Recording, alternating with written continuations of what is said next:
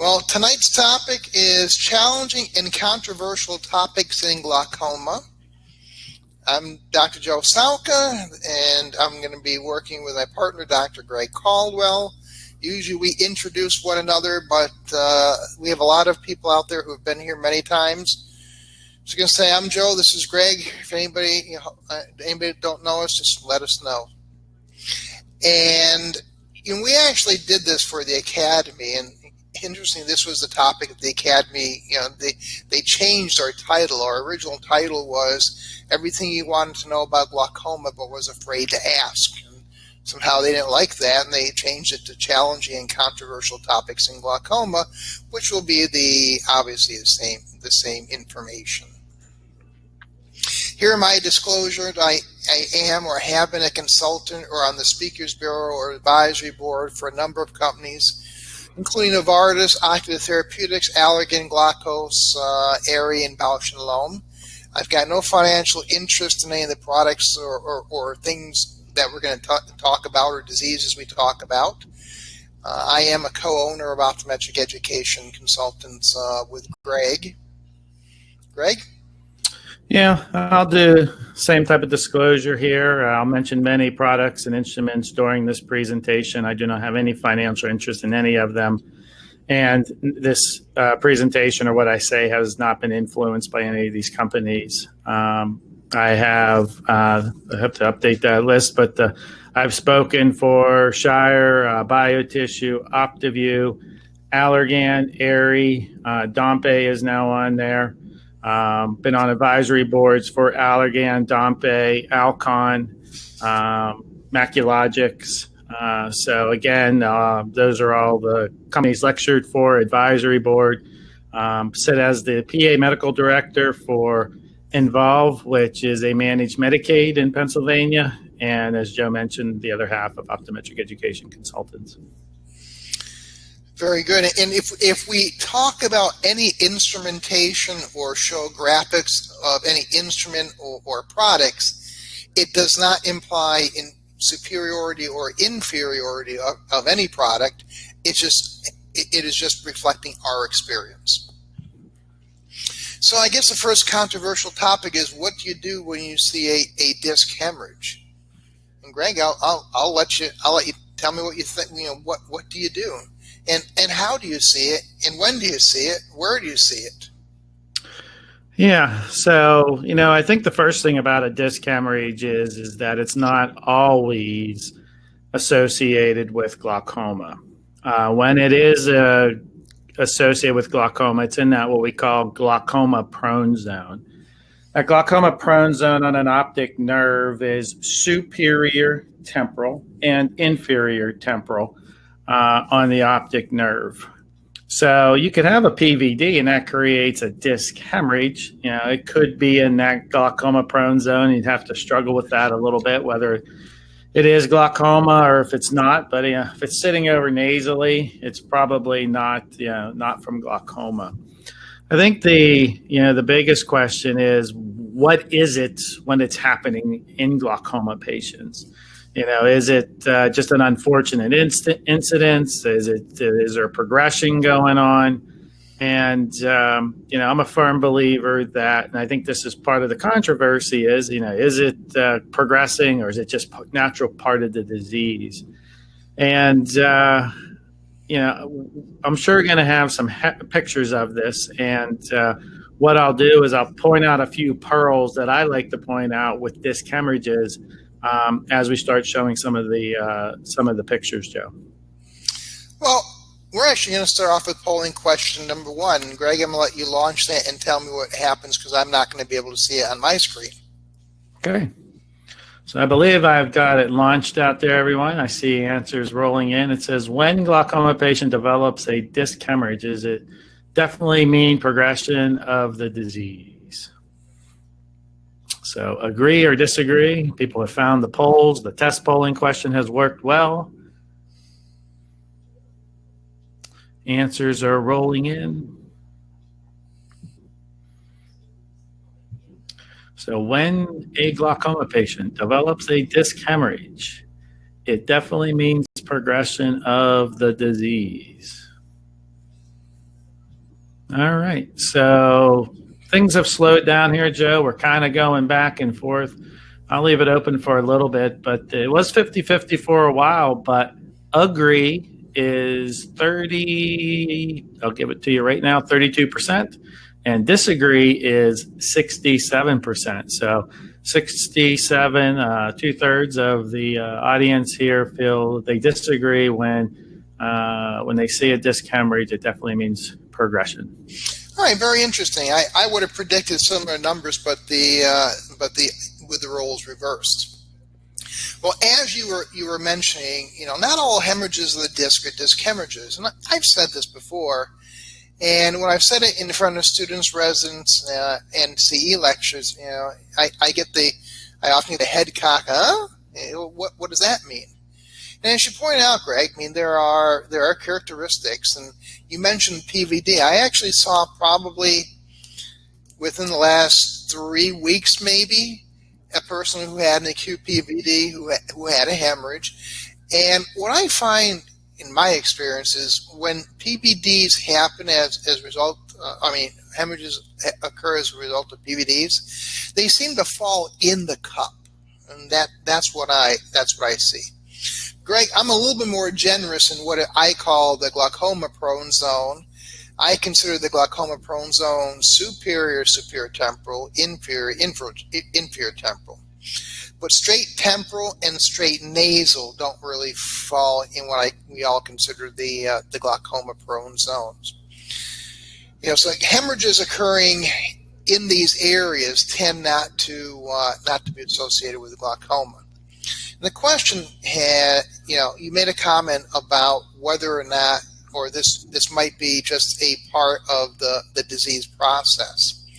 Interesting, the early manifest glaucoma trial actually looked at this, and to summarize that briefly, that was a relatively small study of about 256 patients who had early stage glaucoma first diagnosed, and half the patients got a standard treatment with a 25% pressure reduction, and the other half of patients were actually just watched very carefully. And their conclusion on disc hemorrhages from that study was that not every patient develops disc hemorrhages in glaucoma. And we can't stop them from happening by lowering the pressure. Now, here's some caveats. It was relatively small. The study was actually kind of small-ish. And you can always easily miss a disc hemorrhage. There is a possibility that a patient may have disc hemorrhages in the course of the disease, and us as clinicians could miss every one that occurs, depending on either good or bad timing. So the question always has become, what is it? Is it ischemic or is it mechanical? And the question, is it progression or is it a risk of progression? I actually have changed my party affiliation, so to speak, regarding that. Based upon all of the really good studies, like the collaborative normal tension glaucoma study, the ocular hypertension treatment study, the early manifest glaucoma treatment study, they all clearly show that there is a risk factor, that disc hemorrhages were an enhanced risk factor for progression. Now, their definition of progression was a change in the nerve, a change in the visual field, or a change in both. But it still begs the question, are these ischemic or are they mechanical? And I'm going to say probably half of the glaucoma clinicians have said they are ischemic, and the other half would say that they are mechanical. I was always under the belief that they weren't signs of progression, that they were actual risk factors for progression. And I was doing a lecture, and somebody made a comment, and during the course of that lecture, I actually thought about my position, and by the time I was done with the topic, I actually changed my party affiliation to saying that they were. because it comes down to what is likely happening. And what I think the best evidence right now indicates it's a mechanical shifting of tissue. Enhanced depth imaging, and Greg, I know you have thoughts on this. I'm going to be turning over to you to talk about it in just a little bit about recurrent hemorrhages. But enhanced depth imaging has, I think, fairly clearly shown there's a change in the laminar tissue in the areas where these disc hemorrhages are occurring. See, for me, progression is something that wouldn't revert back. A visual field change doesn't go away when it's real. A change in the nerve or nerve fiber layer doesn't go away when it's real, but a disc hemorrhage is ephemeral. It goes away. So based upon that, I looked at them as risk factors, but not real progression. Now, with enhanced depth imaging OCT, and it shows us there's a mechanical shifting of tissue, and the shifting of tissue is probably causing microvascular occlusions and shearing of vessels. If that's really what the cause is, well, that mechanical shift isn't going to go back. It's not going to grow back. It's not going to go back the other way. And it may take some time before the nerve fiber layer, or visual field change to occur, which is part of these glaucoma studies, but something has occurred. And I'm also leading away from these being a purely ischemic phenomenon, because if it were, I think we all know that when disc hemorrhages recur, they tend to recur in the same place. And if this were truly ischemic, then we should have more bilateral disc hemorrhages, which it does happen to patients, or they would occur really anywhere on the optic nerve if it were truly ischemic. So I've come to the conclusion, or I support the thought that this is a mechanical shifting of tissue down at the lamina, and by such, there is an irreversible change that's occurred. It may or may not have manifested with a visual field defect or a nerve change that we can see. Greg, here are a number of true glaucomatous hemorrhages. Do you want to touch upon the features here?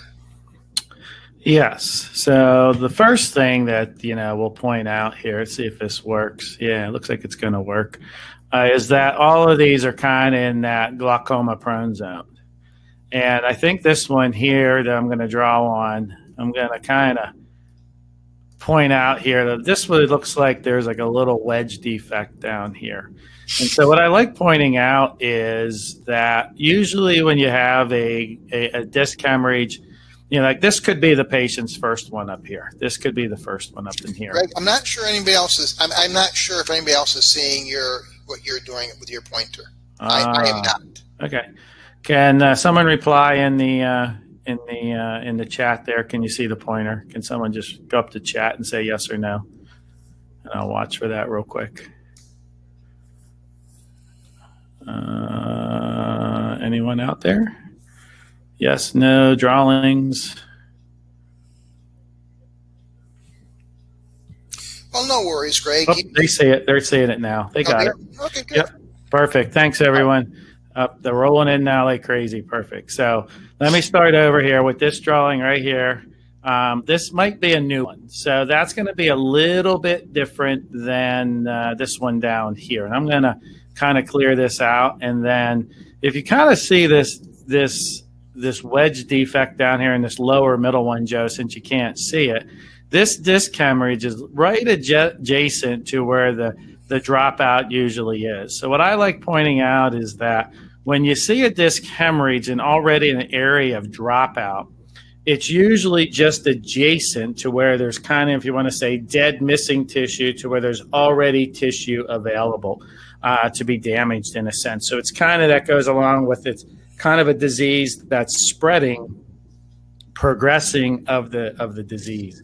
So that's what I usually like to point out, is when you see them, they're usually in the glaucoma prone zones. Again, here's it is. Here's that glaucoma prone zone. Over here you see it. And I really don't see them up on the upper ones here. My screen's a little smaller than Joe's. But then what I always like pointing out, again, it's just adjacent to where there's already damage, so it's kind of spreading out. So Joe, I'm going to clear that screen out and turn it off and get rid of it. So All right. And so these are going to be in certain areas. They're going to be small. They're going to be in the nerve fiber layer. They're going to be adjacent to the neuroretinal rim, and they'll be in the nerve fiber layer. Now, when you see a resolving one, you may actually see a roundish spot, such as in the lower right one. You may see a roundish spot on the rim tissue, and that usually represents an old, almost resorbed one. But as you mentioned, there are a number of other things that causes hemorrhage of the disc, such as PVD, which I usually see them somehow in the cup.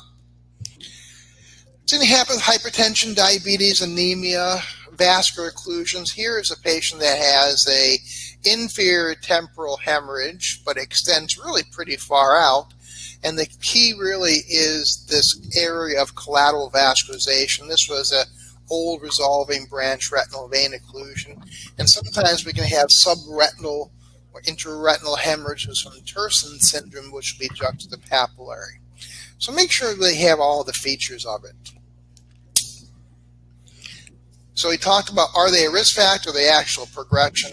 And I think we pretty much we answered that. I talked about the early manifest glaucoma trial.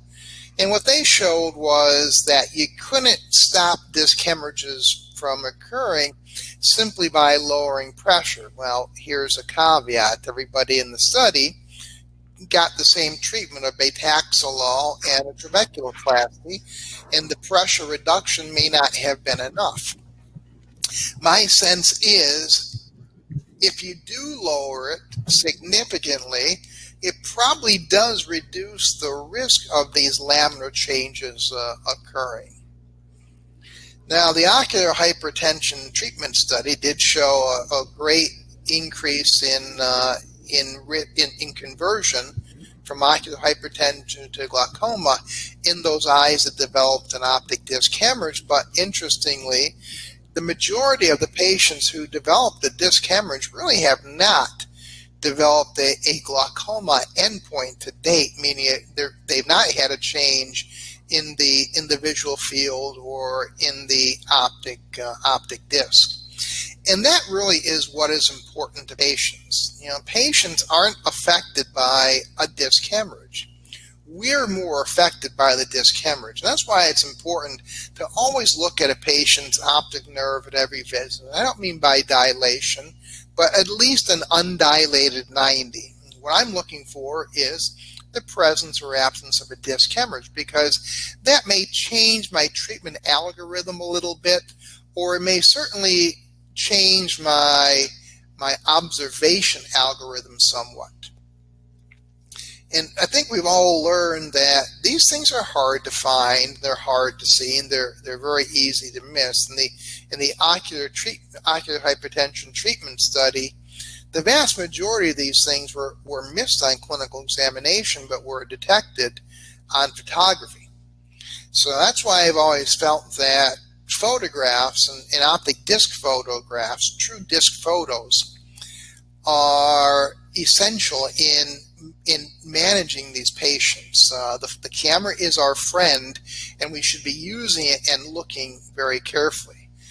And if you think that disc hemorrhages are hard to find, I will assure you nerve fiber layer defects are even harder to find clinically.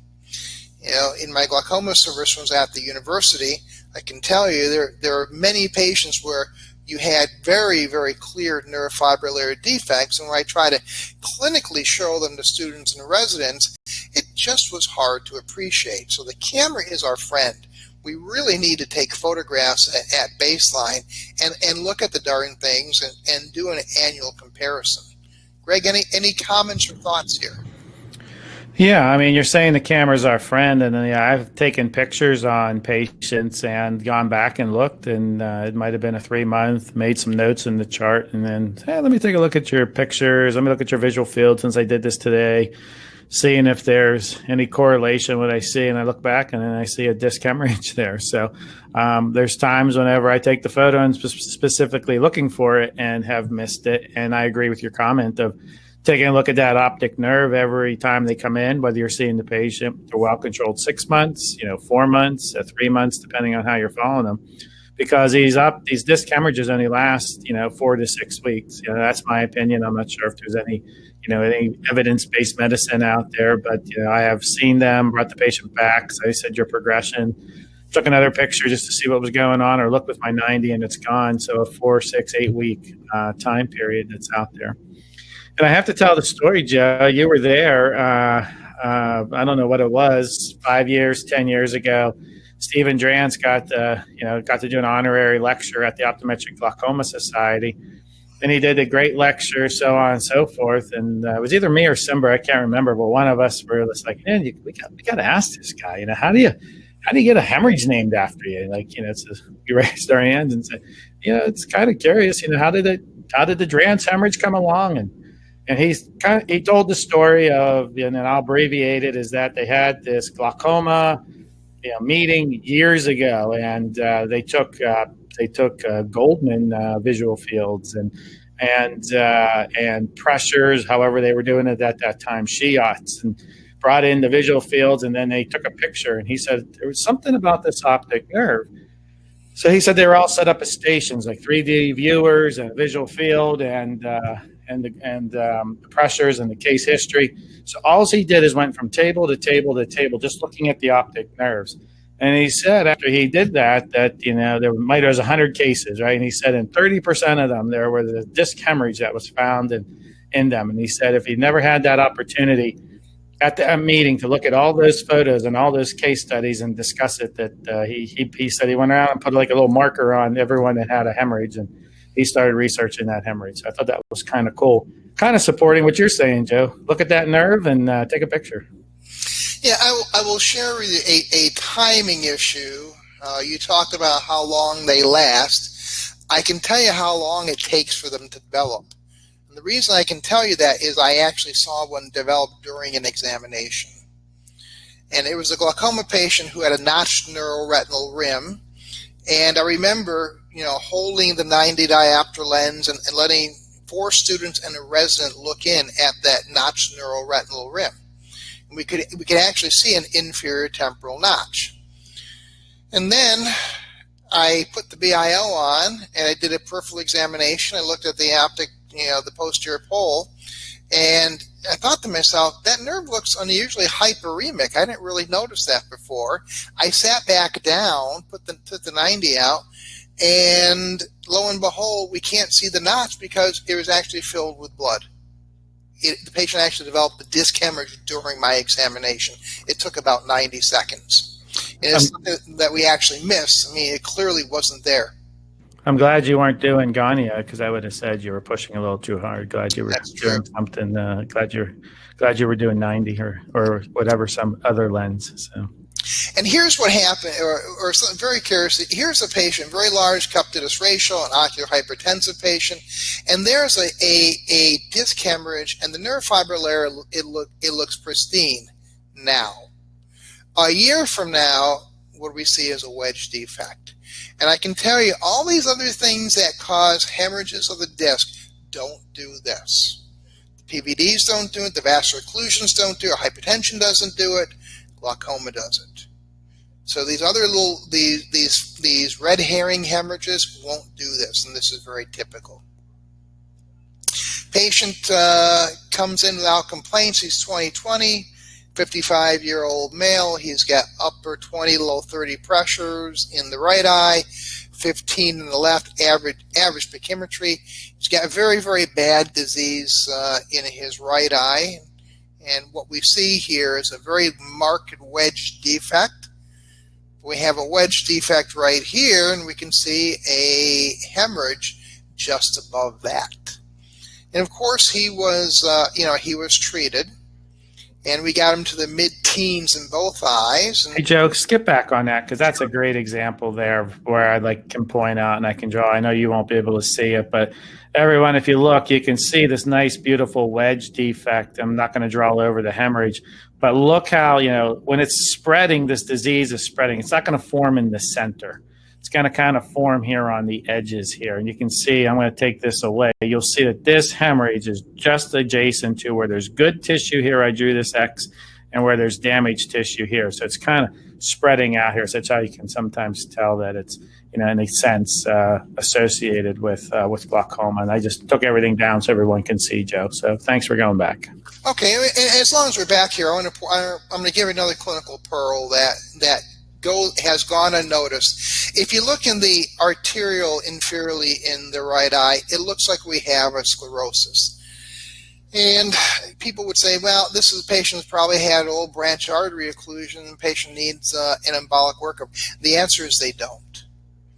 This sclerotic appearance is what we call a pseudosclerotic appearance. And this is how the arterial is supposed to look, but we don't see it like that because there's nerve fiber layer on top. When we have deep, profound, broad atrophy, that vessel is laid bare and it has a pseudosclerotic appearance, which heretofore is going to be known as the pseudosclerotic vessel of Salca. I think I'm the only person who's ever really talked about that. Anyway, we've amplified his therapy. We get his pressure down to 10. And what do we notice at different times? Well, there's a hemorrhage there. And several years later, even though pressure's down, what do we see? There's another hemorrhage right there and a broadening of the nerve fiber layer defect. Any thoughts here, Greg? No, just good points. Again, right adjacent to where the damage is, right? So when you see these, Greg, what do you do therapeutically? Well, we got to reevaluate. That's the key. It's this patient's definitely progression.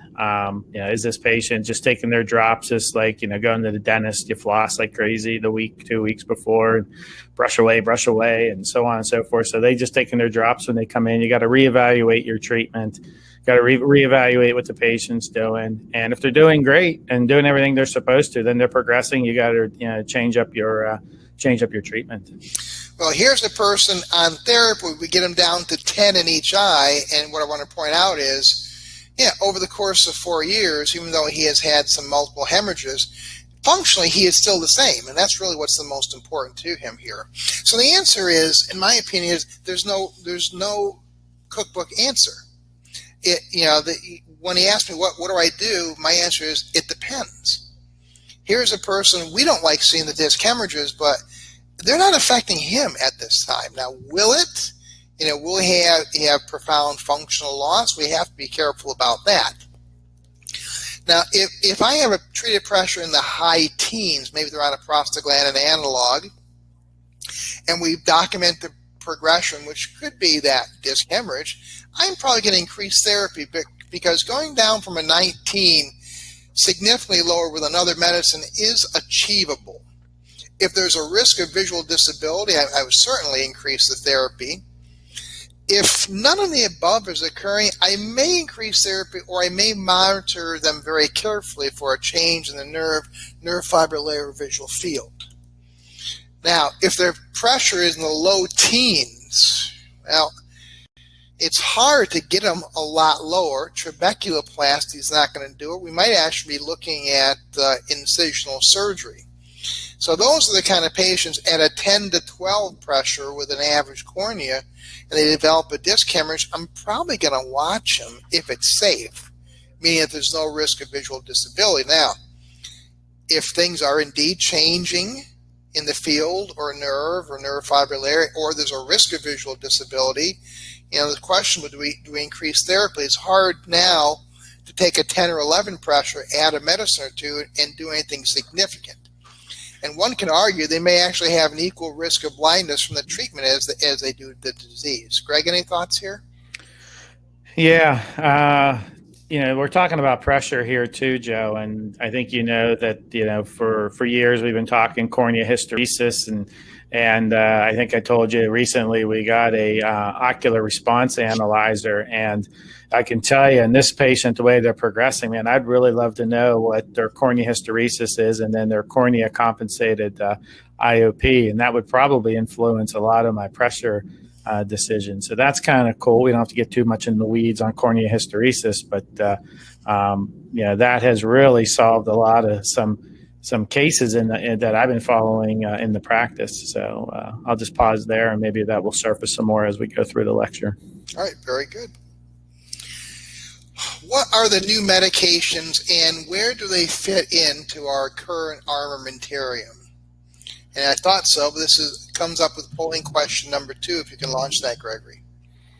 I can, and I was ready for it. So everyone out there, go to your polling section. You don't go to the chat.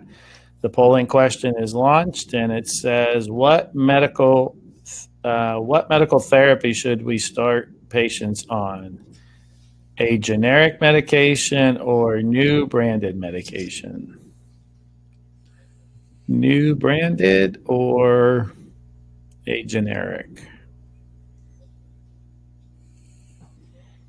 And the answers are rolling in.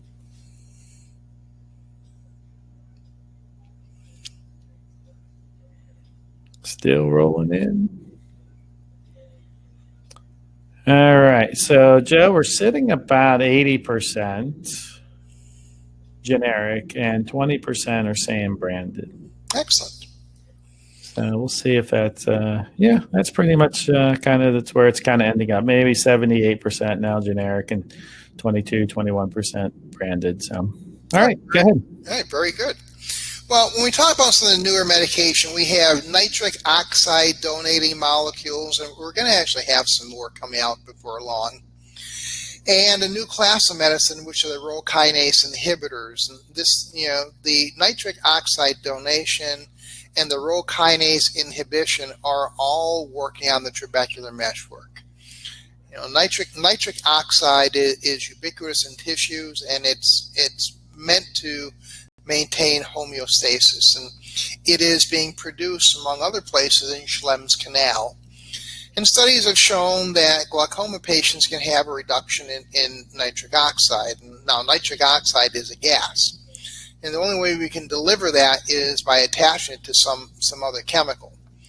And it can be attached to a beta blocker or carbonic anhydrase inhibitor, but it has been attached to a prostaglandin analog. We'll talk more about that in just a bit.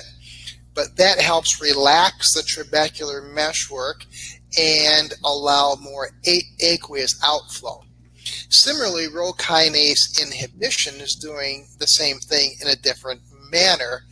Rho kinase is an enzyme that actually stiffens up the trabecular meshwork.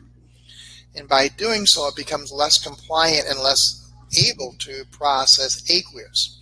By inhibiting this enzyme, it leads to increased compliance to the trabecular meshwork, a relaxation that allows a better aqueous processing out.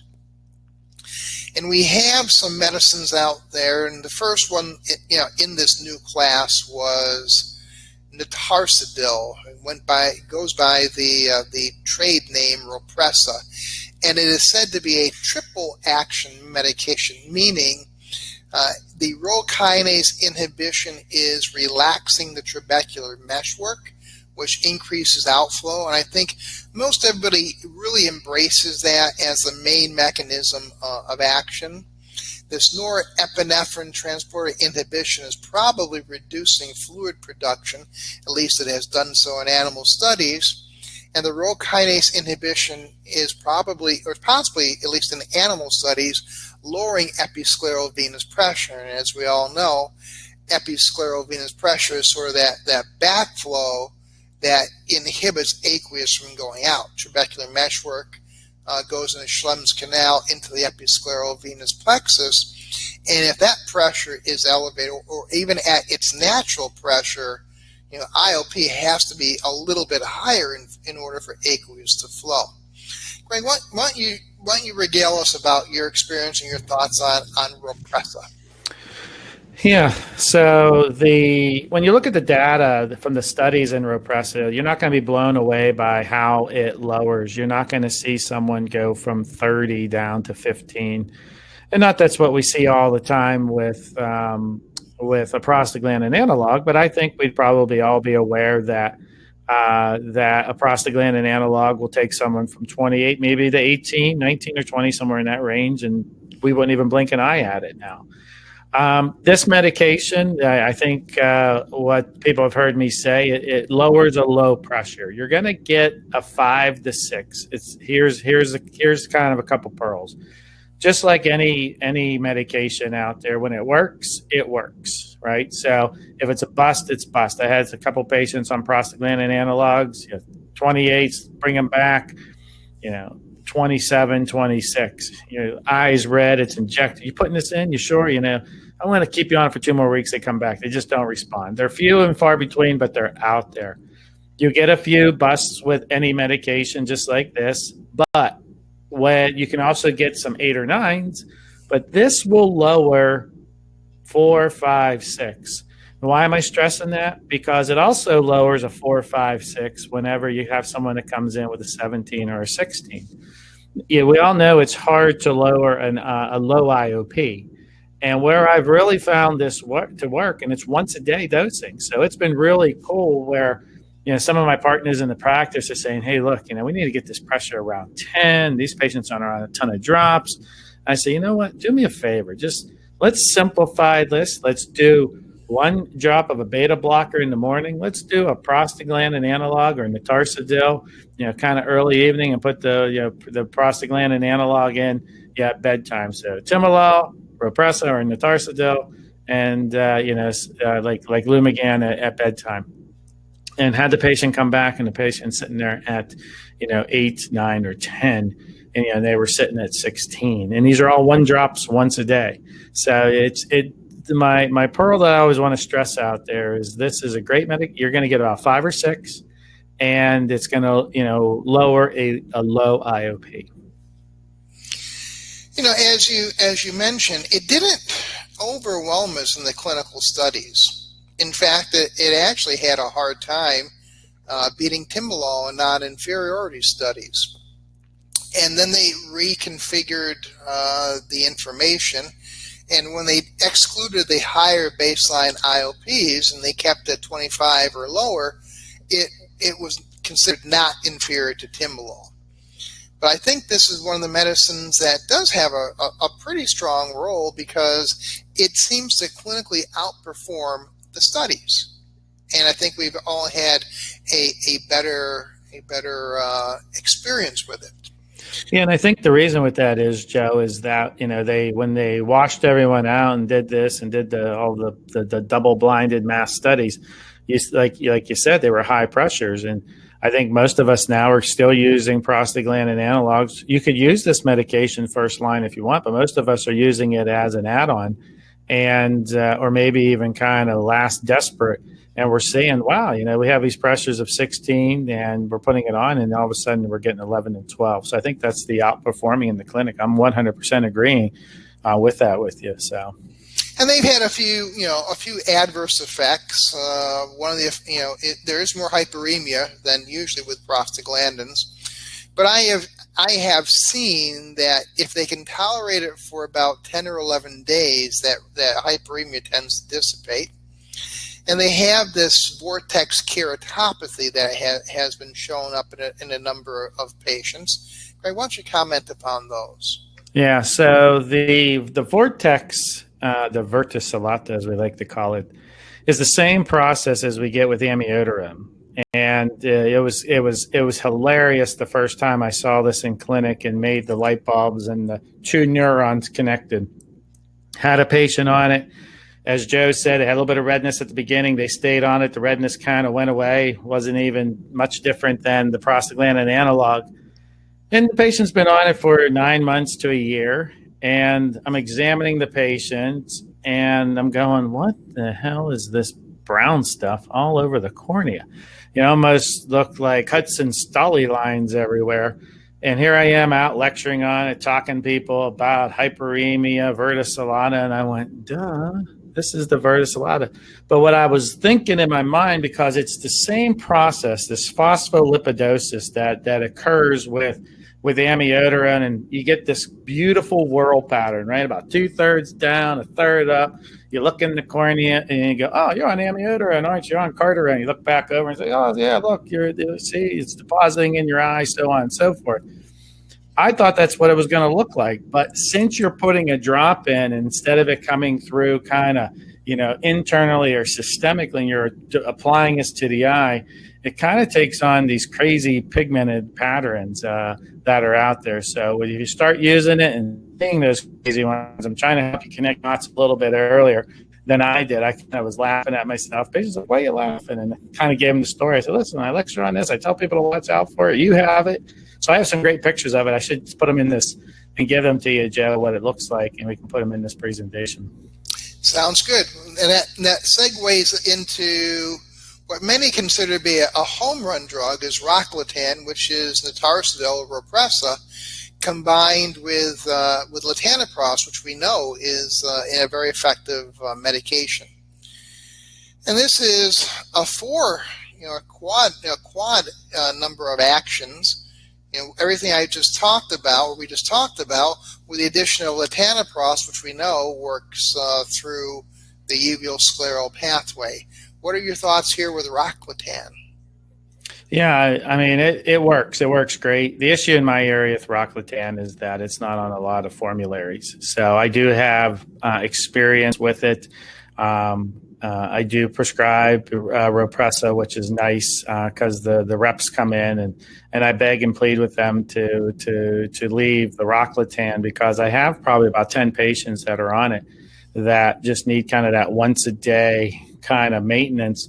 They have arthritis, they don't have the best caretakers, they got advanced glaucoma, and it works really, really well. The biggest problem right now in my area, and I can't speak for across the country, and I know we have a lot of people from across the country, or at least in my area of the insurance, is that it's not well covered yet. But that was last year when it came out. They kind of came out right at the wrong time. They didn't get a chance to work with Medicare. Medicare and all the insurances, they kind of do things right about this time and approve things for next year. So I'm hoping for a little bit better coverage next year, but it works great. Yeah, that is actually a bad combination. What I mean by a bad combination is a very good drug from a small company, because the big companies have resources and departments that actually lobby insurances, and the small companies, they're challenged because they don't have those resources, so it makes it very difficult. Now, I have had success clinically and financially, but it takes a lot. Typically, they need commercial insurance. You have to give them a coupon. You have to get a prior authorization, and in some cases, you have to make sacrifice a chicken, and genuflect at the altar, and then you might get it. And the success is it can be had for $20 to $25 a month if all the stars align. But clinically, it's been a really, really good drug. Its efficacy has been outstanding, and the safety has also been very good. But of course, there's more complaints of redness and the VYZULTA. Greg, do you worry about the VYZULTA? I don't. The key out there is that I haven't had anyone, or at least when I talk to the medical science liaisons too at ARI, they haven't had anyone get to stage 3. So when you think of VYZULTA out there, amiodarone and a couple other medications that create it, and now this medication, VYZULTA come in stage 1, 2, 3, and 4. Stage 1 and 2 don't create any vision loss. I've had people on amiodarone get to stage 3 and 4, and I had to call the cardiologist and have them switch them off this anti-arrhythmic and go through the conversation like, hey, we've never been taught this, and I have the topography showing just totally irregular stigmatism, and I have topographies after they stopped it, and they went back to normal. But I haven't got anyone, Joe, to that's been, I guess, if you want to say stage 3, or enough build up to create that irregular stigmatism. Okay. Before you jump on to VYZULTA here, you've said a couple of things here, and I just kind of want to echo, since we've covered both the medications. RHOPRESSA had to do an inferiority study, and that means testing against timolol, as Joe mentioned, and it struggled maybe at the high pressures, but then when they tested it against the low pressures, it blew it away, because that's where this medication works. It lowers a low IOP, and I think it's because it works on that episcleral venous side, getting that opening up, and then it drops that down because no other medication, works over there. But rocklatan is a superiority, and that's why you see it as the first prostaglandin combination in the United States.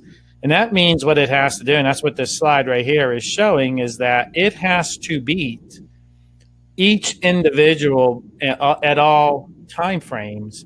It has to be superior at all those. And that's when you look at those green dots there, it's below the orange and blue the whole time. So that's why you see very few, or this is the only one, prostaglandin, and that's why you see like Combigan and Cosopt, and now there's generic Cosopt, and then Simbrinza, because each individual gets tested, and then the combination has to be superior at all time points. So as we all know how well prostaglandins work, when you put a beta blocker in, the beta blocker doesn't have the evening blocking, then it fails. So then it doesn't come to market. So that's kind of cool about this medication, and that's why it's the first prostaglandin to be a combination out there. Superiority, inferiority, this one passed the superiority. And when you look at, in target pressures, under 18, under 16, under 15, this medication is able to get patients down. Greg, why don't you take over and talk a little bit about VYZULTA? Well, VYZULTA, what I'm going to say before I even jump into VYZULTA is think about where the targeting of glaucoma is in treatment and in pressures and the new medications that are coming out. Is glaucoma an inflow problem? Hey, there's too much aqueous being produced. Or is it an outflow problem? And we've all kind of now realized it's an outflow problem. There's oxidation and macular degeneration. Oxidation is bad. The trabecular meshwork becomes oxidative. It becomes stressed. It becomes stiffened. And again, that's why, RHOPRESSA, the NETARSUDIL molecule, works on that actin and myosin and expanding out that trabecular meshwork. And that's kind of where I'm going to lead into a long, drawn-out way of talking about VYZULTA. VYZULTA is a prostaglandin medication, but it also has a nitric oxide in it, so that when the nitric oxide makes it to the trabecular meshwork, it kind of activates it, expands it, and allows it to work at a higher efficiency, getting a little bit lower. So that's my thoughts on VYZULTA that's out there. It's kind of if you want to say combination medication, again, targeting that trabecular meshwork, right? That's where everything, think about MIGS procedures, Cahook dual blade, the eye stent and the eye stent inject, bypassing that diseased trabecular meshwork. And again, that's where this one's kind of targeting. It's taking the powerfulness of the prostaglandin and adding in that nitric oxide. Yeah, I would take care and not call this a combo agent. It really is a uni component, but it has a dual mechanism of action because you have nitric oxide attached to latanoprostene acid, and when it metabolizes, into latanoprost acid, which is, of course, we all know how that works. But the nitric oxide is trying to get back to normal physiologic nitric oxide in the trabecular meshwork to enhance that outflow. I guess that brings us to polling question number 3. Yeah, I'm just kind of opening up the questions here, Joe. So let me just kind of take a look before we get too deep here. What are your current thoughts, evidence, studies about intraocular pressure influences post, and it's up here, it finishes, there's 2, it continues, hold on. Influences posterior to the optic nerve head on glaucoma profession. So what are the current, now that I found it's 2 parts here, let me see, it's in 2 different places. What are your current thoughts, evidence, studies about intraocular pressure influences posterior to the optic nerve on glaucoma? Any thoughts on that? I think I follow the question, and it may, I'm not sure if that's relating to the cerebrospinal fluid issue, where patients who have low cerebrospinal fluid tend to have a greater risk of glaucoma at astically normal pressure. I think I may be misunderstanding the question. Why don't you take a shot at that one, Greg? Yeah, I think it's asking, posterior to the optic nerve head, what are your current thoughts on evidence studies? I'm not sure if they're talking about maybe the lamina cribosa, and then some of the viscoelastic properties of the lamina. Maybe that's where we're going, and some of the imaging that we can see with like some of these OCTs, and that's where I'll go and answer the question. And, they're now tying in, going back to corneohysteresis, that some of the patients and using these high resolution OCT images and cameras, that they're able to look at the lamina and see that the viscoelastic dampening property of the cornea potentially can be linked to the lamina and the posterior pole. So that's where I would answer that question. I think that's why you're starting to see corneohysteresis to become important, because now it's tying into that posterior pole. And the drawback is we can't do these live, so that's going to be our interpretation of that question, or my interpretation. Let me see. I'll read this one. You know what, Jen? Let me launch the poll. Okay. And then I'll read the questions here. I'm going to launch polling question number 3. Publish. And it's launched, everyone. I'm going to go back to the chats. Read the question for me, please, Greg. I can't see it. That's right. I know you're kind of blinded there. Generic medications are inferior to their branded counterparts. Agree or disagree? So, and I'm going to go back to the chat.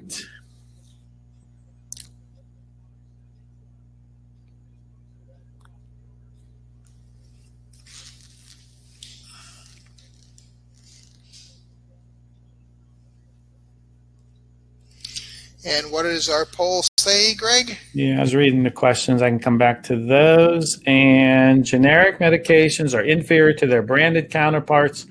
We've got 77 being 76 saying disagree, and about 20. So we'll say 25, a quarter say agree, and the 75% say disagree. Greg, what are your thoughts on that? I lecture with a pharmacist, and we have these discussions all the time. And, we always want to try and use we always want to use generic. Sorry, let me rephrase that because we're being taped. We always want to use generic when we can. But in having these discussions with the pharmacist, there's no other profession out there where generics influence the delivery than with topicals. So we need to be careful. So, I definitely feel for the patient, try to use generics as much as possible. I do know that my branded numbers are high for a couple reasons. So the first thing is, in order for a generic to make it to market, it has to have the same active ingredient. So let's take latanoprost, since we're talking glaucoma. And now what happens with latanoprost, it has to have the latanoprost molecule. It's got to be 0.005%.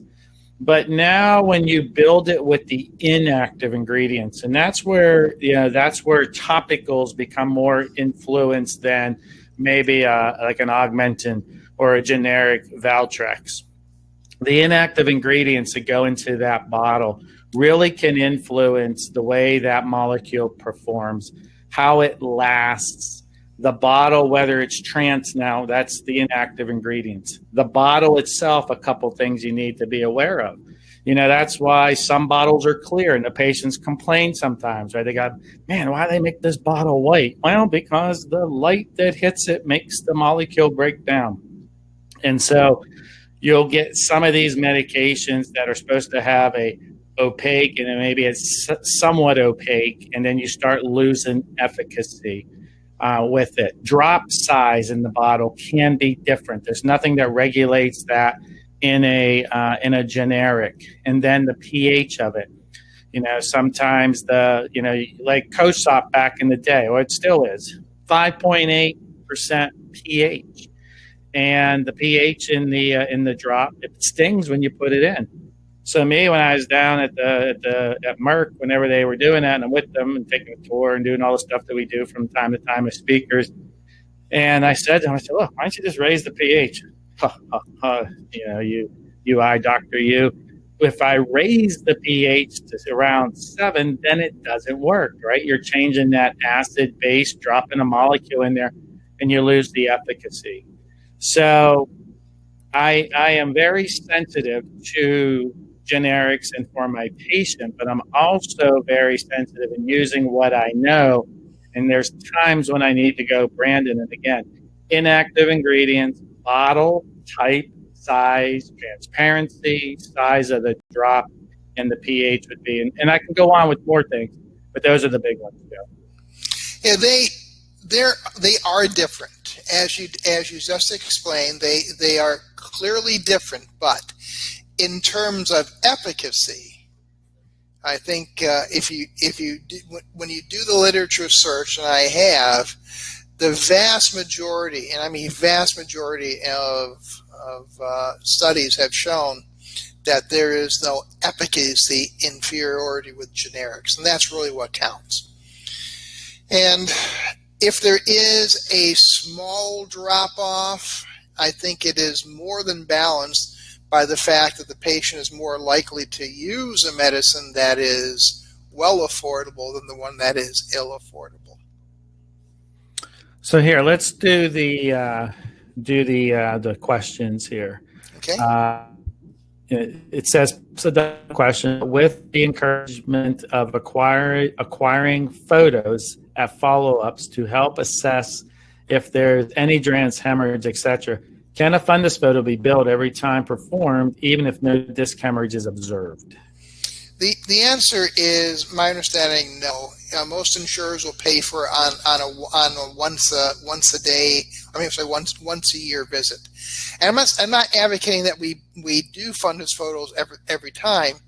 I'm advocating we do fundus photos once a year looking for change, but I'm advocating doing at least an undilated 90, specifically looking for it. And I think when you go in to that examination with the purpose or the mind to look for disc hemorrhages, and that's top in your mind, you're going to be more sensitive to it.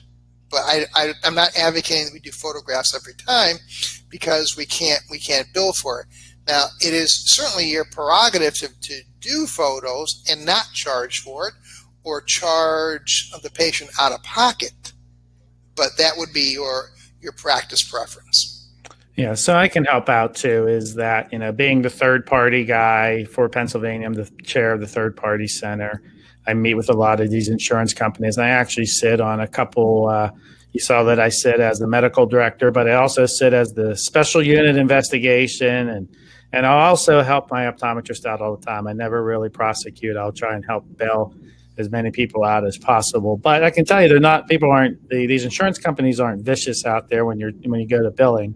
But here's the key to billing. If you had someone that had an optic nerve head, and let's say it's glaucoma, and you saw a change, you wanted the photo document. And then this is kind of how it's supposed to be done. And then the patient comes back, and you pull the photo up, and you look at the photo, and you're examining the patient, and you look, and you see that there's a change, right? The key is a change. Take another photo. I don't care if it's the next day. Now, it's not going to be like that, but you get where I'm going. If it's the next day, take it. Document the change. If it's 2 months, 3 months, document the change. Now, what you're supposed to do is bring them back and pull up the photo and take a look. If you see a change, take another photo. Now, when it comes to glaucoma, we all know that these subtle changes can be made. So you pretty much can take and be safe on taking a photo every 12 to 18 months and then billing the insurance company, because photos are the standard of care in following someone with glaucoma. So the key is change.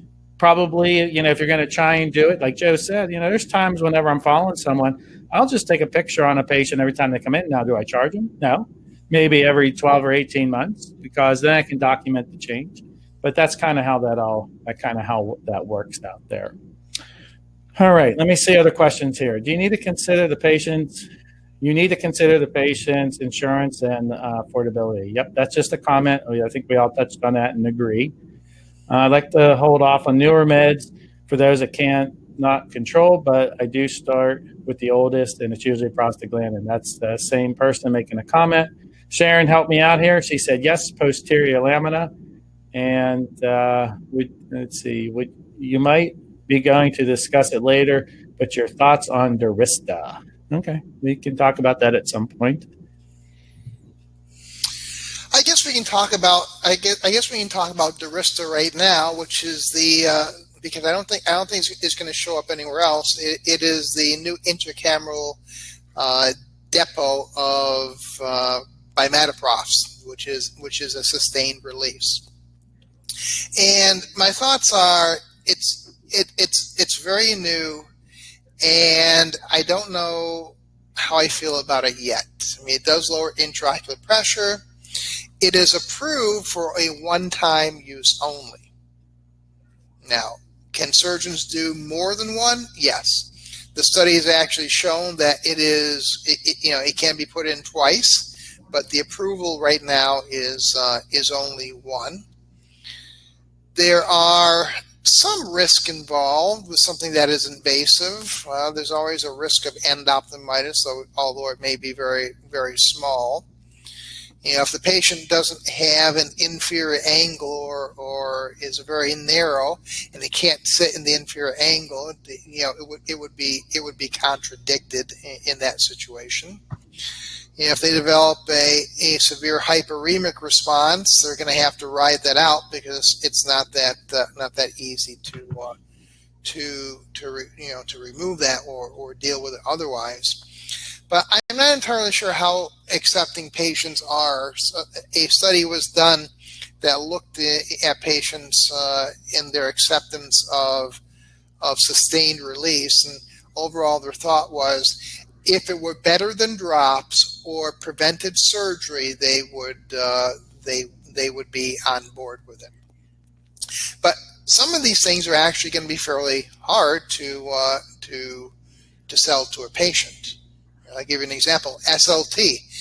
Lasers. People think that lasers are better, so convincing a patient to do SLT as first line is actually pretty straightforward.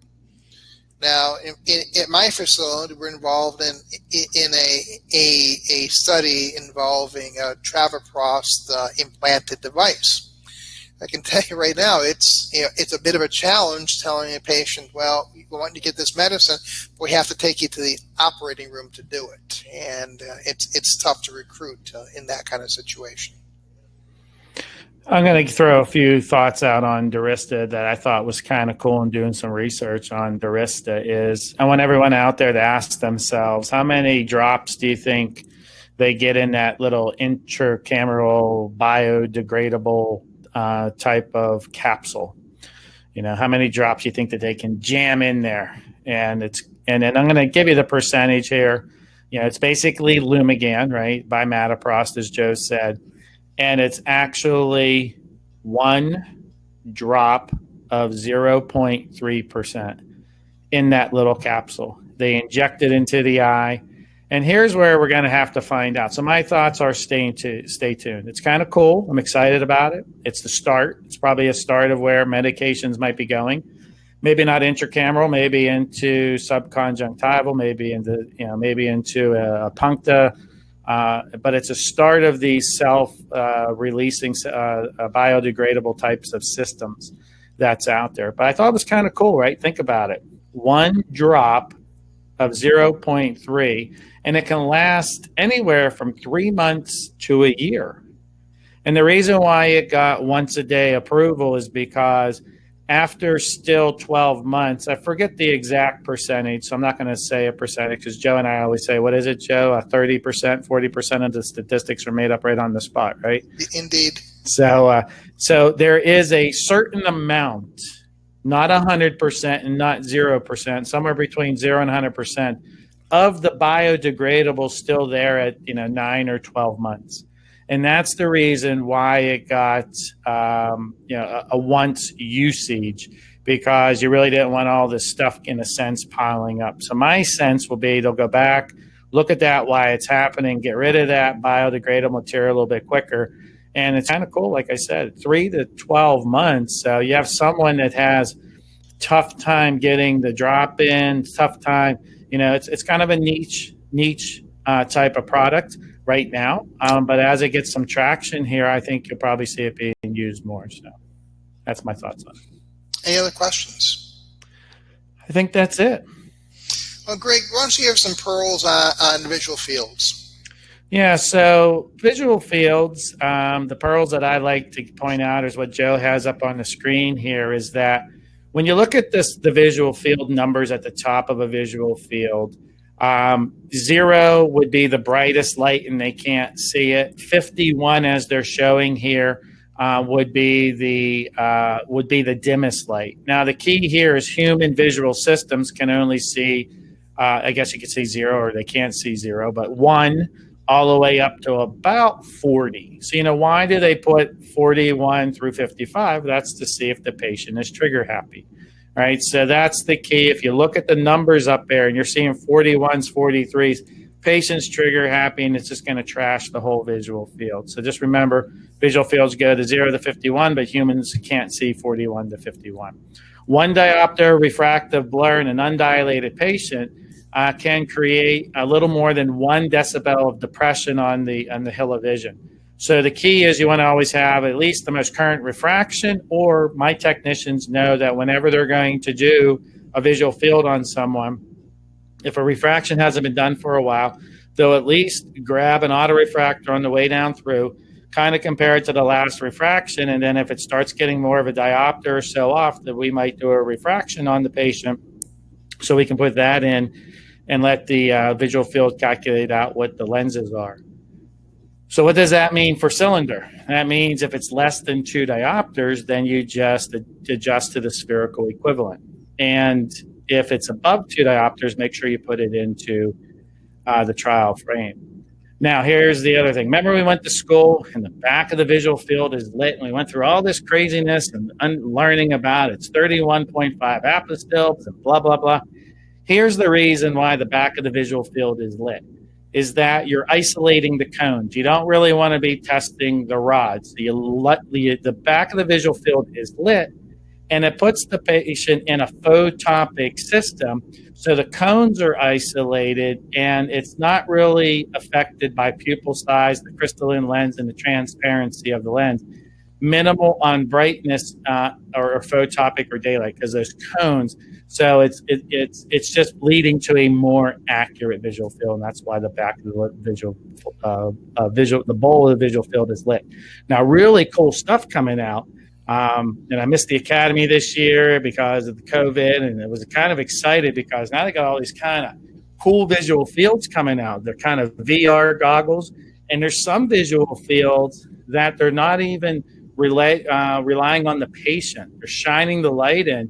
And as long as the pupils are working well, it will go off the response of the pupil, and it gets this great visual field for us. So stay tuned on visual fields, but most of us don't have that technology yet. So I like talking about those pearls that are out there. So you want me to keep going with this? Sure. This is your drum solo. Okay. So, when it comes down to 24-2 versus 30-2 versus a 10-2, when we're doing glaucoma, when you have a 30-2, it's 76 points, but a 24-2 is 54 points.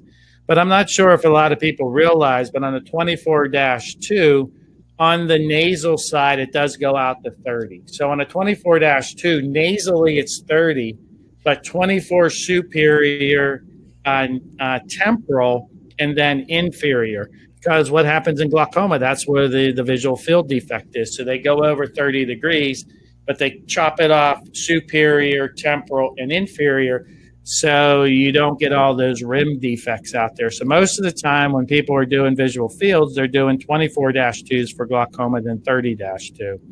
And if you look at the literature, the only really negative drawback is you might pick up progression a little bit earlier by doing a 30-2 than a 24-2, but getting rid of all the other things, that's why everyone kind of leans to a 24-2 versus a 30-2. Now, when you do a 10-2, it's measuring 68 points And what we want to do on this is here's when I do a 10-2, and then at least with the Humphrey, I'm not sure. And again, I have no financial interest, and I don't know about the other instruments out there. The Humphrey came up with a 24-2C because we now know glaucoma affects the macula. So if you have a clean 24-2, if you're a true glaucoma geek, then what you want to do is you want to do a 10-2 on the patient just to make sure that macula is still healthy.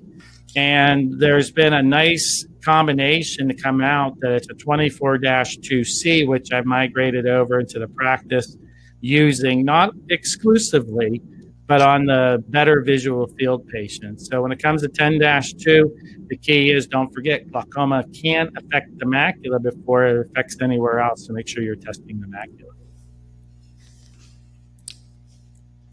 Well, here is one of the challenging and controversial topics in glaucoma is how to interpret a 10-degree visual field and how to judge progression.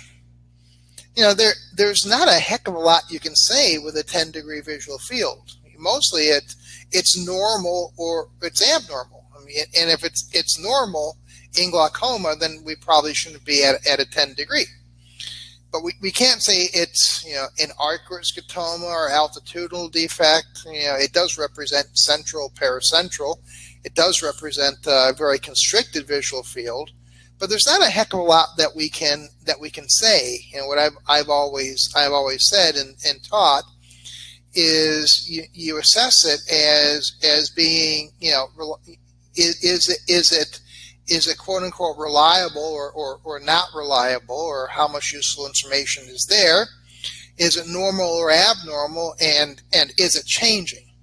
And the last part has been the challenge is, you know, is it changing? Now, paracentral scotomas are in that 5 to 15 degrees from fixation. It's a relatively small field abnormality, a cluster, really even a single point of budding fixation. And the central scotomas are primarily in the macular region, and they're usually associated with, you know, reduced visual fields. Now, visual field progression, there are three ways fields get worse. There can be a deepening of an existing defect, an extension of an existing defect, or development of a new defect in a previously normal area.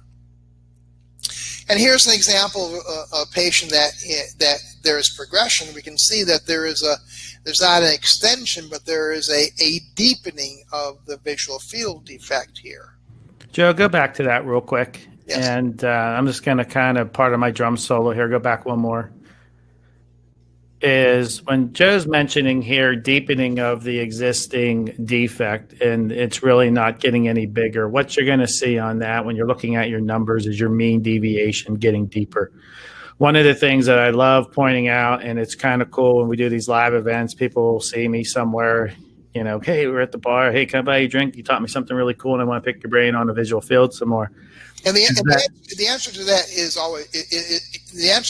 always yes. You might buy me a drink. Yeah, but sometimes it's like being at the place where, you know, you can't drink all of them, and sometimes I have to take a chip because I got to perform the next day. So sometimes I'll just take that, you know, that chip with me. But anyway, we digress on that. But again, yes, it is always yes. But deepening is going to be on the mean deviation. And what I like to point out is, again, is that what is the mean deviation of a blind eye?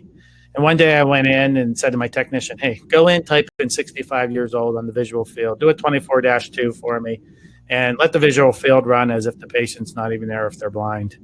You know, it was like a Monday. It was me after I did a lecture, and I was, you know, as Joe said, sometimes we think about these things and we're flying back, and then, you know, like we get these changes of thoughts, and I'm like, well, what is the mean deviation of my 24-2 and a 65-year-old? So I let it run, and it came down to be like minus 32. So minus 32 is a blind eye on a Humphrey visual field 24-2.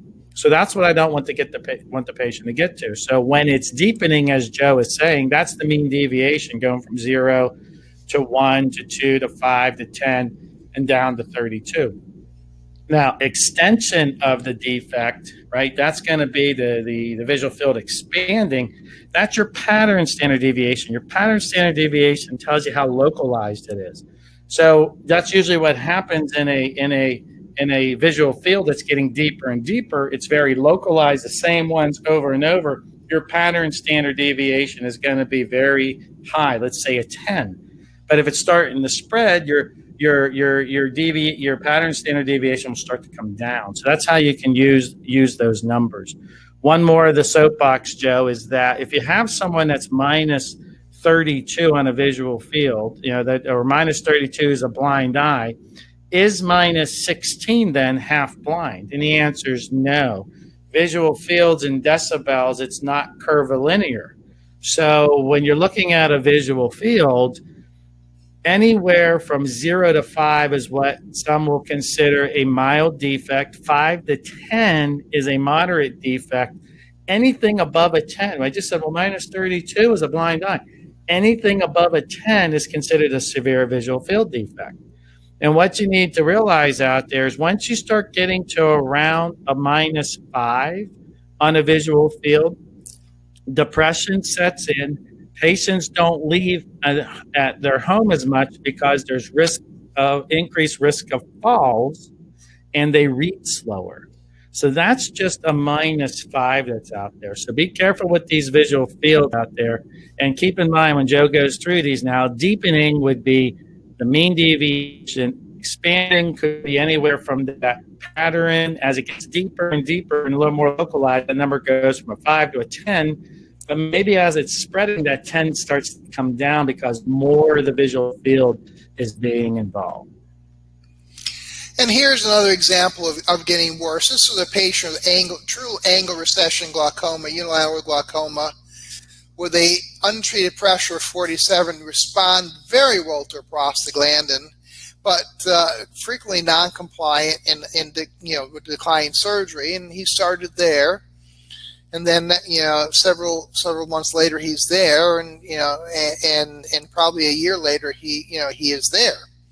So we have deepening of a scotoma, extension of a scotoma, and development of a scotoma in a previously normal area.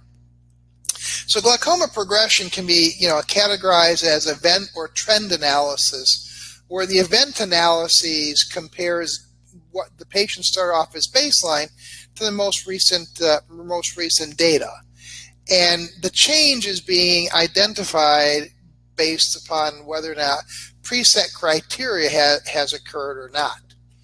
And the trend analysis is actually looking at everything over time and looking at the rate of change, which is very, very significant. The presence or absence of progression may not be as significant as the overall rate of change. And hey, Joe, hold on 1 second here. Mm-hmm. I'm watching the chats, and it says lost video feed, lost connection, lost you, can't reconnect. There is a button at the top, everyone. It says, okay, Jeffrey, thank you, saying sound is back. Maybe a couple more can roll in and say we're okay. And then you can pick up, Joe. It's just there was about 8 back online. Good. Yeah, your voice at the end was breaking up a little bit too for me, Greg. Lost connection. Ditto. We're getting some okays coming in. All right. Looks like maybe just pausing, and everyone's saying we're back on. So. All right. Are we good to go? Yep. Looks like it. Thanks, everyone. So the event analysis on a visual field is identifying statistically significant events, and trend analysis is really trying to tell us if the rate of change is clinically significant for risk of future vision loss. And that's what we have, and we're going to talk about this, I think, very briefly, the guided progression analysis. This is highlighting changes from selected baseline examinations that is larger than what would be seen in 95% of the stable glaucoma patients at that degree of glaucoma. and it's trying to identify consistent and repeated patterns of loss. Whereas we can see on the printout the baseline fields, we can see what their data is at this current visit, and it gives us the probability maps as to what points are changing 1, 2, 3 or more times, and it gives us plain language of possible progression or likely progression, and it also shows us the rate of progression over time, which is very, very critical to see what is their risk of future vision loss at this linear regression line and rate of change. Now, is this visual field progressing? And if we take a look at it, superficially, it may seem as though the patient is. But what I want to point out to you is a number of features we have to watch out for. Yeah, if we just look at the pattern deviation, it looks like there is something here where it wasn't here before, but I want to point out is it's not on the total deviation. When the pattern deviation is worse than the total deviation, we have to be concerned that there may be some issues with reliability. Also, we want to take a look at the prescription.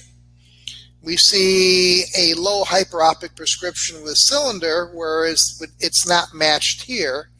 And in the mean deviation, we have a minus 1.24, whereas now it's a plus value. Even though the visual field index is about the same, there are a number of things here tell me this is probably not the most reliable field. When we repeat it, we can see it matches a whole lot better. It's always very challenging to identify which ones are getting worse. Now I really enjoy this example. Is this patient getting worse?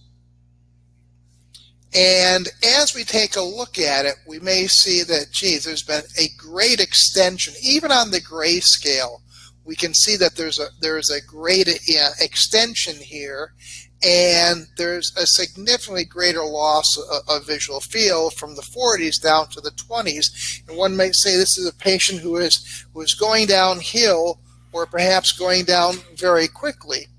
But what I want to point out to you is really the answer, my friend, is not blowing in the wind, but it's on the foveal threshold.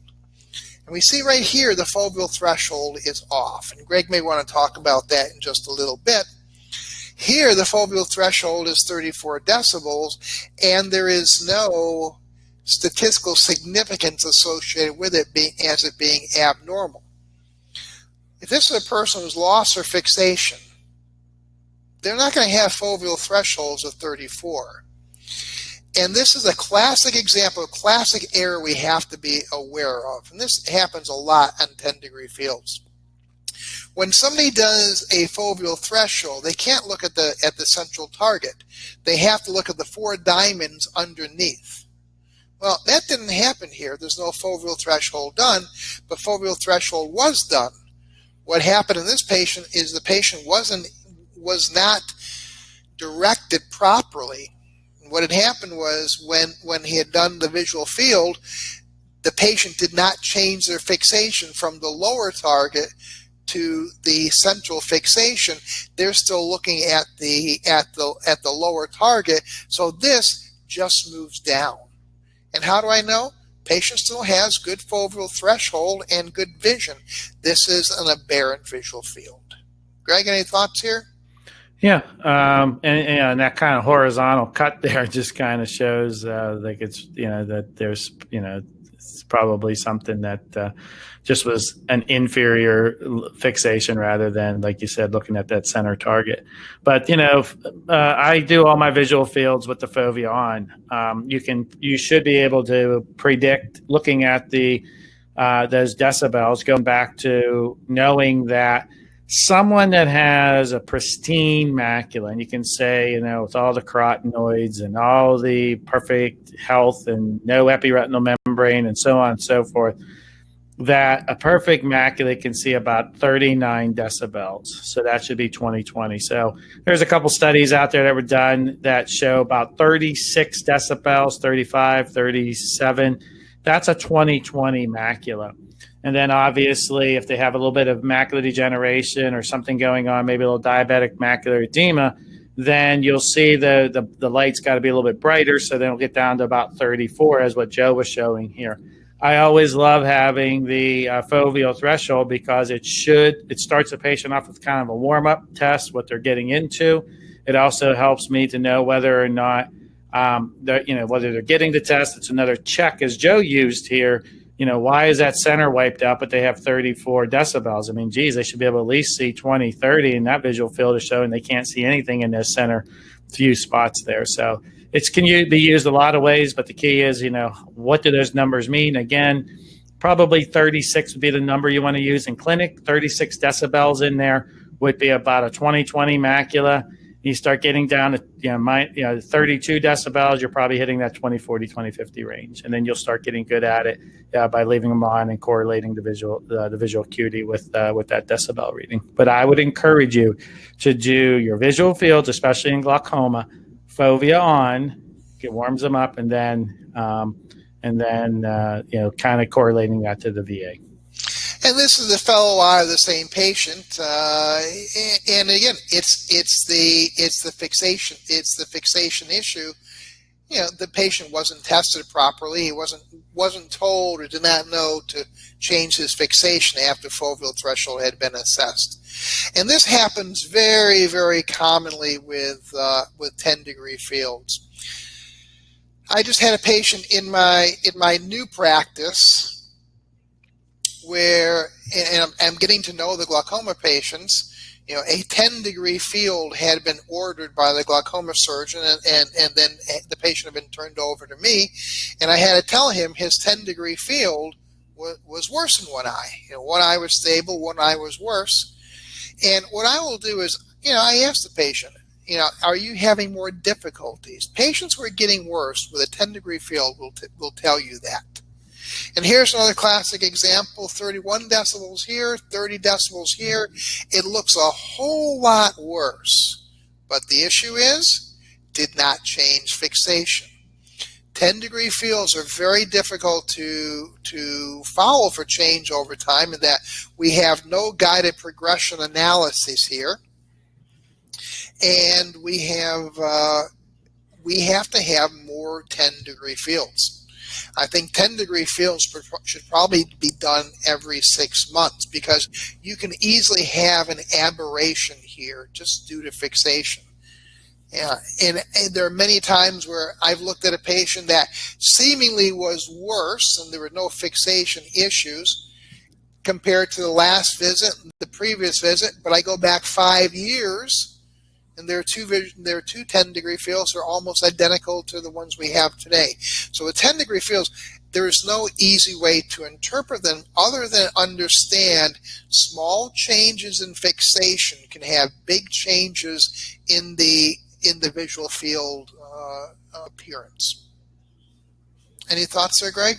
No, totally agree. Just be careful with those 10-2s, everyone. Greg, we're running low on time. Let me ask you this. Let's call an audible at the line of scrimmage. Do you want to talk about target pressures, peak pressures, or do you want to talk about advanced glaucoma management? What would you like to do? Let's do peak and target. I think that I think probably most of the people on here, if I was thinking where the discussion would probably go, they probably want to talk peak versus advanced. So, all right. So, Greg, what's more important, target pressure or peak pressure? The answer is yes. Peak target is important, but if you're going to make me pick here, controversies and challenges and glaucoma, I want to know peak. I've actually had patients referred to my practice, and I've with obvious glaucoma, neuroretinal rim loss, and I've actually stopped their medications for a certain period of time, 3 to 4 weeks, and had them come back because I wanted to know what their peak was.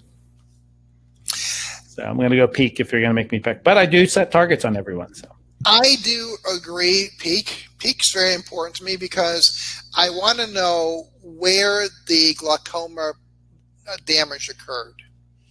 Now, we may feel good when we're cruising along with pressure 17, 18, 19, 17, 18, and we feel good until we realize that the patient had a peak pressure of 23. Now, both are important and both have weaknesses.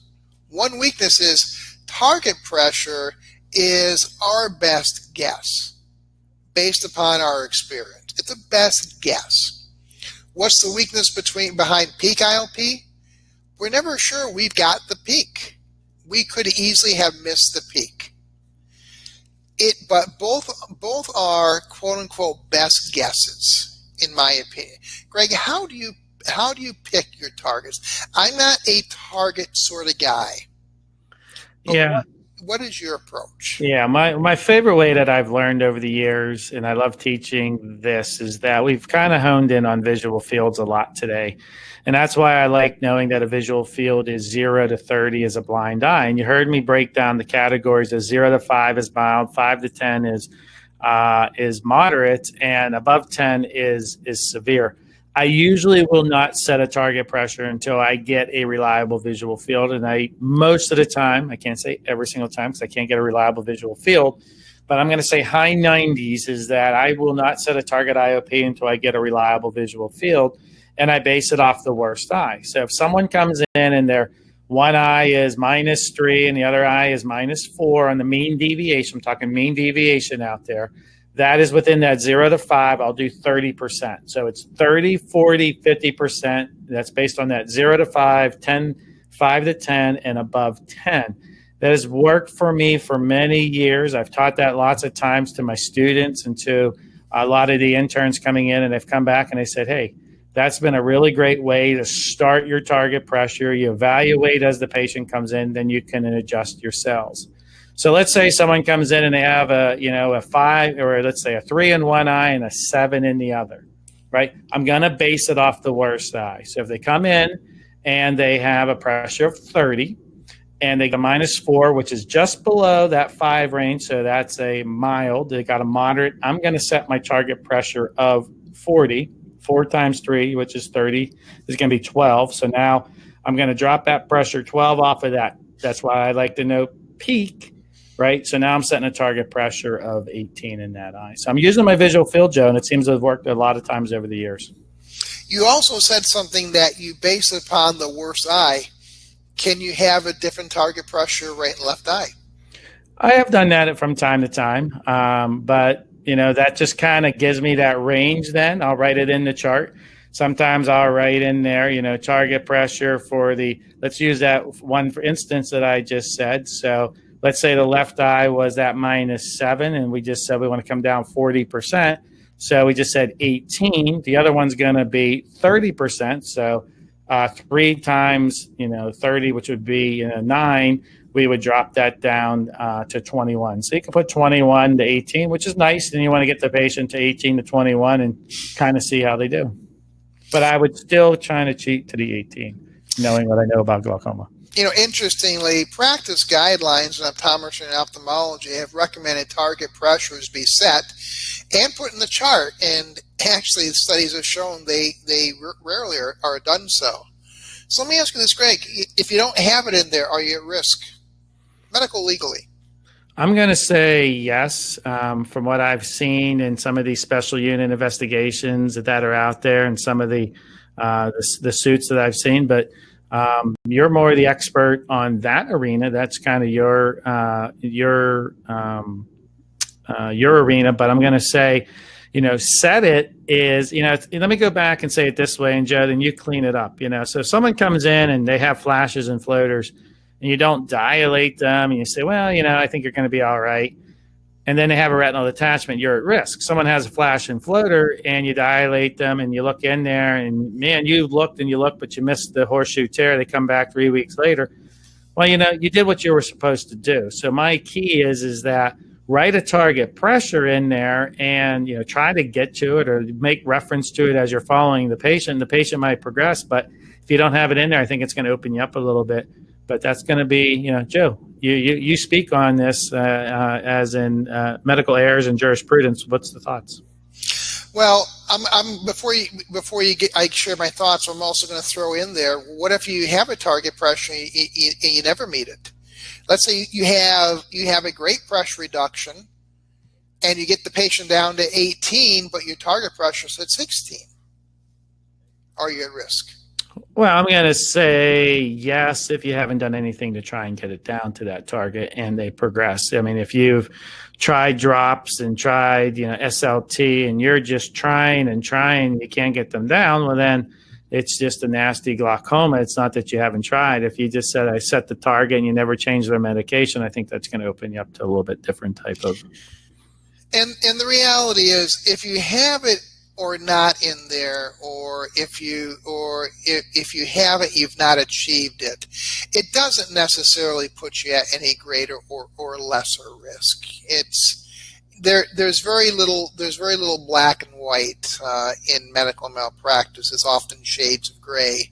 So the recommendation is, if you can do it and get to it and put it in there, it's probably beneficial, but you're not going to be putting yourself in harm's way if you don't have it in there, or if you don't reach it. But what you have to do what other reasonable people would do, and by that I say what other reasonable people would do. They would follow the patient on a 3 to 4 month basis, or low risk 6 months, not every year. And they would of course check the pressure, do the fields. It's all reasonable care. But how do we set the target pressure? Greg, I thought you were very good about how you explained it. There are some people that like that absolute value. In the AGES study, it showed us that patients who had pressures under 18 with advanced disease, and these are people who averaged out at about 12, by and large didn't have much change over time. And some people may look at that and say, well, there's my number, 12. I'm going to get everybody to 12 because I know I'll be safe. Understand, in AGES, the A is advanced. Not everybody has advanced disease. And the lower you force the target down, the more likely you're going to force their quality of life down.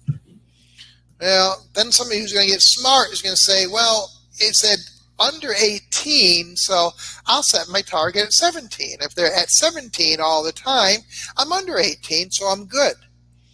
Well, those patients, who are under 7, if you're 17 all the time, your average pressure is 17. And what happened to those patients in the study who had an average patient pressure of 17, they got worse. A number of them got worse. So there's no one magic number. And what about percentage from guidelines? I think sometimes we set our target pressures a little too high. We have an automatic drop down in automatic default in our medical records in my new practice that said a target of pressure of 15% was either achieved or a plan is in place to achieve 15%. And that is actually fairly small. If we look at the major glaucoma studies, such as OATS, which had a 20% pressure reduction, the EMGT, which had a 25% pressure reduction, and the collaborative normal tension glaucoma study, they had a 30% pressure reduction. Yeah, those patients did benefit from the pressure reduction, but there was progression in all of these, in a number of these patients. At 20, 25, and 30%, some of them did get worse. Now, in CIGIS, collaborative initial glaucoma treatment study, which had a medical and surgical arm, which had a greater pressure reduction, by and large, they really didn't have any change over time during the course of the study. And of course, AGES, which had the greatest pressure reduction of under 18 at all visits, and as we can see, those patients were around 12. Virtually, there was no change.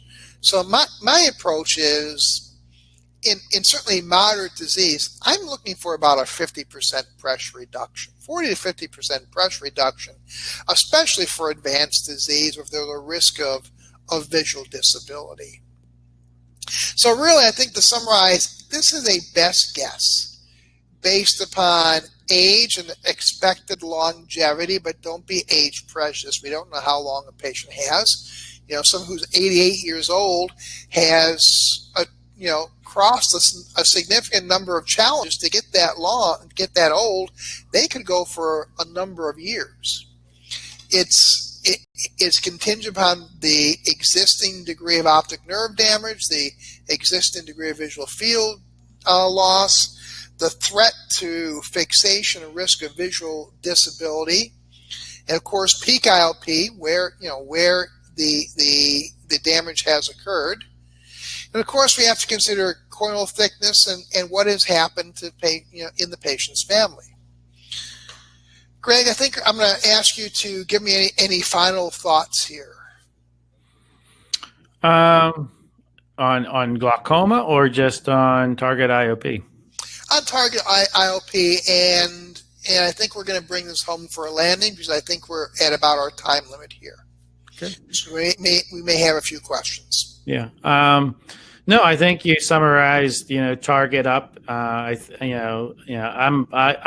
supposed to be controversies and challenges. I'm going to lean on that. Put it in the chart. It kind of reminds you where you want to be on those follow-ups.